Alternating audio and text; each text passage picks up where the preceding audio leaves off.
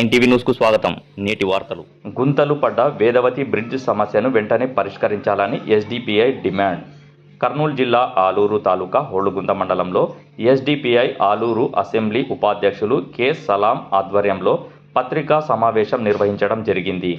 ఈ సమావేశంలో SDPI Aluru assembly కార్యదర్శి ఎం హాఫీజ్ మాట్లాడుతూ ఆంధ్ర మరియు కర్ణాటక సరిహద్దులో ఉన్న వేదవతి బ్రిడ్జిపై గుంతలు పడి ప్రజలకు చాలా ఇబ్బందికరంగా మారింది.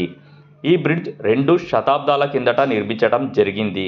అప్పటి నుంచి ఇప్పటి వరకు ఎలాంటి మరమ్మతులు చేయలేకపోవడం వలన ఆ బ్రిడ్జిపై గుంతలు పడ్డాయి. హోళగుంద మండలం నుంచి చాలామంది ప్రజలు వేదవతి బ్రిడ్జిపై ప్రయాణం చేస్తారు. ముఖ్యంగా రైతులు తమ సరుకులను అమ్ముకోవడానికి గాను మరియు వ్యాపార నిమిత్తం మరియు అత్యవసరాల నిమిత్తం ఆరోగ్య సమస్యల గురించి కానీ ప్రయాణం చేయడం జరుగుతోంది.